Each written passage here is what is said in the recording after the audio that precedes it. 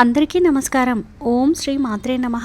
నిత్య సుమంగళిగా ఉండడానికి, సొంత ఇంటి కల నెరవేరడానికి శివుడికి పూజ చేసేటప్పుడు పాటించవలసిన నియమాలు. ఇంటికి దీపం ఇల్లాలు అని మన పెద్దలు పూర్వకాలం నుండి చెబుతున్నారు. ఇల్లు బాగుండాలి అన్నా, ఆ ఇంట్లో వారు ఎదుగుదలకైనా ఆ ఇంటి ఇల్లాలి తీరు మూల కారణమని చెప్తూ ఉంటారు. ఈ నేపథ్యంలో ఇంటి ఇల్లాలు చేయాల్సినటువంటి పనులు, చేయకూడని పనుల గురించి తెలుసుకుందాం. ఇంట్లో తలపెట్టిన మంచి పనులను ఏమైనా శుక్లపక్షంలోనే చేయాలి, అంటే అమావాస్య నుండి పౌర్ణమి వరకే చేయాలి. బహుళపక్షంలో మంచి పనులు మొదలు పెట్టకూడదు అని పండితులు చెబుతున్నారు. ఆడవారు ఎప్పుడూ దిండ్లపై కూర్చోకూడదు. ఆడవారనే కాదు, ఇంట్లో ఎవరు కూడా అలా దిండు మీద కూర్చోకూడదు. స్త్రీలు మంగళవారం, శుక్రవారం రోజుల్లో తలస్నానం అస్సలు చేయకూడదు. భర్త తలనీలాలు ఇస్తే భార్యకు కూడా సగం పుణ్యం వస్తుంది కాబట్టి ప్రత్యేకంగా ఆడవారు తలనీలాలు ఇవ్వవలసిన అవసరం లేదు. సాధారణంగా శుక్రవారం వస్తే ఆడవాళ్ళు తలస్నానం చేస్తూ ఉంటారు. అయితే అలా చేయకూడదని శాస్త్రాలు తప్పుపడుతున్నాయి. రోజు తలస్నానం చేసేవారికి మాత్రం ఇది వర్తించదు. వారానికి ఒక్కసారి లేదా 2 సార్లు తలస్నానం చేసేవారికి మాత్రం శుక్రవారం తలస్నానం మంచిది కాదని ఆధ్యాత్మిక శాస్త్రాలు వెల్లడిస్తున్నాయి. ముఖ్యంగా మంగళవారం, శుక్రవారం ఆడవాళ్ళు తలస్నానం చేయరాదు. ఒకవేళ శుక్రవారం తలస్నానం చేస్తే సౌఖ్యాలన్నీ దూరమవుతాయని శాస్త్రాలు హెచ్చరిస్తున్నాయి. అదే శనివారం తలస్నానం చేస్తే ఐశ్వర్యం లభిస్తుంది అంటున్నారు. మంగళవారం నాడు క్షవరం చేసుకోవడం, గడ్డం గీసుకోవడం చేయకూడదు. ఇలా చేస్తే దరిద్రమని చెప్తారు. కాబట్టి ఇంట్లో మగవారు ఇలా చేయకుండా చూసుకోవాల్సిన బాధ్యత ఇల్లాలిదే. చాలామంది రాత్రి సమయంలో గాజులు, కమ్మలు తీస్తుంటారు. కానీ అలా తీయరాదు. ఇంట్లో ఏదైనా బాధాకర సంఘటన జరిగినప్పుడు పలకరించి వచ్చి వారికి ఎదురెళ్ళి ఆహ్వానించకూడదు. అలా చేస్తే ఎదురెళ్ళి అశుభాలను ఆహ్వానించినట్లనని అవుతుంది. అలాగే పలకరించి వెళ్ళేవారు పోయేటప్పుడు వెళ్ళి వస్తానని చెప్పకూడదు. కొత్త బట్టలు ధరించే ముందు దానికి ఏదైనా ఒక మూల కొంత పసుపు రాయాలి. ఎందుకంటే పసుపు క్రిమినాశిని. స్త్రీలు ఎప్పుడూ కూడా ఒకరు ధరించిన పూలను మరొకరు పెట్టుకోకూడదు. అది అమంగళము. స్త్రీలు ఎట్టి పరిస్థితుల్లోనూ నలుపు రంగు వస్త్రాలు ధరించడం మంచిది కాదు. ఉప్పు, మిరపకాయలు, చింతపండు, ధాన్యాలు వంటి వాటిని ఎవరికి ఇచ్చినా చేతికి ఇవ్వకూడదు. కింద పెట్టి తీసుకోమని చెప్పాలి. అలాగే ప్రతిరోజు స్త్రీలు భోజనం చేసే ముందు కాకికి అన్నం పెట్టాలి. ఇలా చేయడం వల్ల పితృదేవతలకు సంతృప్తిని ఇస్తుంది.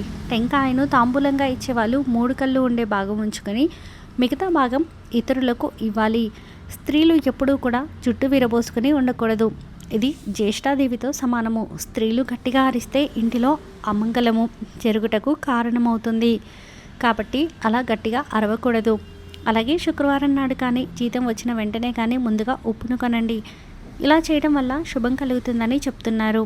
ఆడవారు కాలిపై కాలు వేసుకుని కూర్చోవడం, కాళ్ళు ఆడిస్తూ కూర్చోవడం, ఎక్కువగా ఊగుతూ ఉండడం వంటి పనులు చేయకూడదు.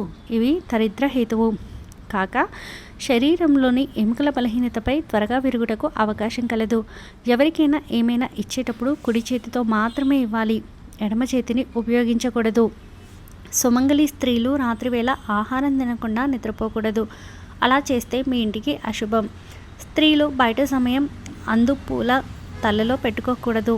ఎప్పుడైనా పూలు వాకిట్లోకి అమ్మడానికి వస్తే నాకు వద్దు అని చెప్పకూడదు. రేపు తీసుకుంటాను అని చెప్పాలి.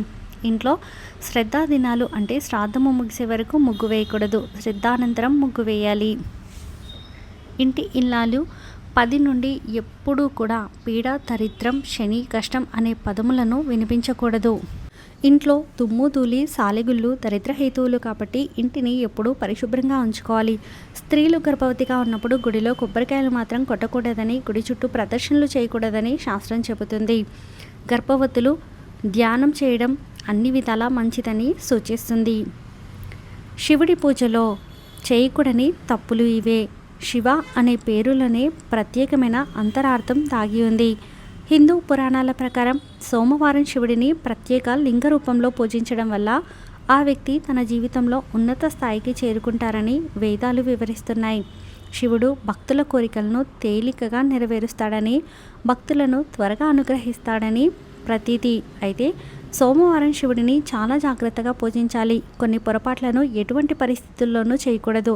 శివునికి పూజ చేసేటప్పుడు ఎలాంటి జాగ్రత్తలు తీసుకోవాలి, ఎలాంటి పొరపాట్లు చేయకూడదు అని ఇప్పుడు వివరంగా తెలుసుకుందాం. శివుడికి బిల్వపత్రం సమర్పించడం చాలా ముఖ్యం. 3 ఆకులతో కూడిన ఈ బిల్వపత్రం శివుడి 3 కనులతో సమానం. అలాగే ఈ ఆకు త్రిశూలానికి సంకేతం. బిల్వపత్రాలతో శివుడికి పూజ చేస్తే 3 జన్మల పాపాలు నశిస్తాయి. అయితే ఆకులను చెట్టు నుంచి పీకేటప్పుడు కొన్ని జాగ్రత్తలు పాటించాలి. బిల్వపత్రాన్ని సోమవారం రోజు, అమావాస్య నాడు, మకర సంక్రాంతి, పౌర్ణమి, అష్టమి, నవమి రోజులలో ఈ బిల్వపత్రాలను చెట్టు నుండి కోయకూడదు. బిల్వ ఆకులను నీటితో శుభ్రం చేసిన తర్వాత శివుడికి సమర్పించాలి. శివలింగానికి కుంకుమ పెట్టకూడదు. కేవలం విభూది, గంధం మాత్రమే పెట్టాలి. శివుడు చాలా శ్రద్ధతో ధ్యానం చేస్తూ ఉంటారు. ఆయనకు కుంకుమ సమర్పించడం వల్ల ఎరుపు రంగులో ఉండే ఈ కుంకుమ శరీరంలోని చల్లదనాన్ని కలిగించడానికి బదులు వేడిని పుట్టిస్తుంది. అందుకే కుంకుమకు బదులు చల్లదనాన్ని ఇచ్చే గంధంను ఉపయోగించాలి. కొబ్బరి నీళ్ళని ఎట్టి పరిస్థితుల్లో శివలింగంపై వేయకూడదు. శివుడికి పాలతో అభిషేకం చేసేటప్పుడు రాగి కలశాన్ని మాత్రం ఎట్టి పరిస్థితుల్లో ఉపయోగించకూడదు. రాగి పాత్రలో పాలు పోయడం వల్ల అవి విషతుల్యం అవుతాయి. కాబట్టి స్త్రీలు గిన్నెలతో కానీ మట్టి పాత్రలతో కానీ పాలను అభిషేకం చేస్తే అత్యంత పుణ్యం. శివుడికి ఎలాంటి పండునైనా నైవేద్యంగా సమర్పించవచ్చు. అయితే వెలగపండు శివుడికి ప్రీతికరమైనది కాబట్టి వెలగపండు శివుడికి సమర్పిస్తే దీర్ఘాయుష్యు లభిస్తుంది. సంపంగి పూలతో శివుడికి ఎట్టి పరిస్థితుల్లోనూ పూజ చేయకూడదు. శివుడు సంపంగి పూలకు శాపం విధించినట్లు చెబుతారు. ఒకసారి తప్పు సాక్ష్యం చెప్పడానికి సహాయపడమని బ్రహ్మ సంపంగి పూలను అడుగుతాడు. దాంతో బ్రహ్మను సంపంగి ఇద్దరు నీ పూజకు పనికిరారని శివుడు శాపం విధించాడు. శివుడిని పూజించే ముందు వినాయకుడిని పూజించాలి. అంటే నీళ్లు, పాలు వంటి వాటిని ముందు వినాయకుడికి విగ్రహానికి సమర్పించిన తర్వాత మరో దేవుడికి ఉపయోగించాలి. ఎలాంటి పూజ చేసినా ముందుగా వినాయకుడిని పూజించాలని స్వయంగా శివుడే వివరించాడు. తులసి ఆకులను ఎట్టి పరిస్థితుల్లో శివుడికి సమర్పించరాదు. శివ పూజను ప్రారంభించే సమయంలో తప్పనిసరిగా ఒక రాగి చెంబులో నీళ్లను ఉంచాలి. ఆ నీళ్లను ముందుగా ఈశ్వరునికి సమర్పించిన తర్వాత మనం పూజను మొదలు పెట్టాలి. పరమేశ్వరునికి పాలు, పండ్లు, ఇతర పదార్థాలు కన్నా గంగా నీరు అంటే చాలా ఇష్టం. పూజ చేసే సమయంలో ఓం నమ శివాయ అనే మంత్రం జపించాలి. ఈ 5 అక్షరాల మంత్రం చాలా శక్తివంతమైనది. ఇలా పూజ చేసి శివుని అనుగ్రహం పొందండి. ఒకవేళ మీ ఇంట్లో శివలింగం పెట్టుకుంటే జలధార కంపల్సరీగా ఉండాలి. అంటే లింగంపై నీటి కుండ కంపల్సరీగా ఉండాలి. జలధార లేకుండా శివలింగం పెట్టుకుంటే మీ ఇంట్లో నెగిటివ్ ఎనర్జీ అట్రాక్ట్ అవుతుంది. పూజా సమయంలో శివలింగంపై పాలు, పెరుగు, తేనె ఇలా పంచామృత అభిషేకాలు తర్వాత నీళ్లతో ఖచ్చితంగా అభిషేకం చేయాలి. అలా చేస్తేనే సంపూర్ణ అభిషేక ఫలితం దక్కుతుంది. శివుడిని ప్రసన్నం చేసుకోవడానికి, ఆయన అనుగ్రహాన్ని పొందడానికి సోమవారం రోజు ఉపవాసం ఉండడం అత్యంత శ్రేయస్కరం. విభూది పరమేశ్వరునికి అత్యంత ప్రీతిపాత్రమైనది. ఈ విభూది ధరించిన వారికి పరమేశ్వరుడు అనుక్షణం కాపాడుతూ ఉంటాడు. నరక బాధలను కాకుండా చూస్తాడు. మన నుదిటిపై 3 గీతలు అడ్డంగా భస్మధారణ చేయాలి. ఇలా చేస్తే జన్మజన్మల పాపాలు నశించిపోతాయని పెద్దల వాక్కు. ఈ విభూది మహిమను వివరించే కదా దేవి భాగవతం 11వ స్కందంలో ఉంది. మహిమాన్వితమైన విభూతిని వివిధ పద్ధతుల్లో తయారు చేస్తారు. ఆవు పేడను కింద పడనీయకుండా చేత్తో పట్టుకొని వేద మంత్రాల మధ్య హోమం చేసి తయారు చేస్తున్న భస్మాన్ని శాంతికం అని అంటారు. అత్తే ఇంట్లో ఉంటున్నారా? ఇలా చేస్తే మీ సొంత ఇంటి కళ నెరవేరుతుంది. ప్రతి ఒక్కరికి సొంత ఇంటి కళ ఉంటుంది. ప్రతి ఒక్కరూ సొంతంగా ఒక ఇల్లు కట్టుకోవాలని లక్ష్యంతో చాలా కష్టపడతారు. పట్టణాల్లో సొంత ఇంటి కళ చాలా ఖర్చుతో కూడుకున్న వ్యవహారం. అందుకే చాలామంది అద్దె ఇళ్లలో గడుపుతున్నారు. సొంత ఇల్లు ఏర్పాటు చేసుకోవడానికి వాస్తుశాస్త్రంలో కొన్ని పరిహారాలు సూచించారు. వాటిని పాటిస్తే మీరు త్వరలోనే సొంత ఇంటిని ఏర్పాటు చేసుకోవచ్చు. మీరు సొంత ఇల్లు కట్టుకోవాలి అంటే ముఖ్యంగా మీకు శని అనుగ్రహం ఉండాలి. కాబట్టి శనిదేవుణ్ణి ప్రసన్నం చేసుకోవాలి. పడమర దిక్కు శనిదేవుని దిక్కుగా పరిగణిస్తారు. కాబట్టి మీ ఇంటి పడమర దిశలో రోజు ఆవ నూనెతో దీపం వెలిగించి శని స్తోత్రం చదువుకోవాలి. ఇలా చేస్తుంటే కొన్ని రోజుల్లోనే మీ సొంత ఇంటి కల నెరవేరుతుంది. సోమవారం రోజు శివుడికి జాజిపూలతో పూజ చేయాలి. సోమవారం ఇంట్లో పూజ చేస్తే సొంతిల్లు ప్రాప్తిస్తుందని ఆధ్యాత్మిక పండితులు చెబుతున్నారు. ఇప్పుడు నివసిస్తున్న ఇంట్లో శ్రీయంత్రాన్ని ప్రతిష్ఠించి నిత్యం పూజించాలి. ఇలా చేస్తే లక్ష్మీ అనుగ్రహం ప్రాప్తిస్తుంది. ఫలితంగా మీ సొంత ఇంటి కల నెరవేరుతుంది.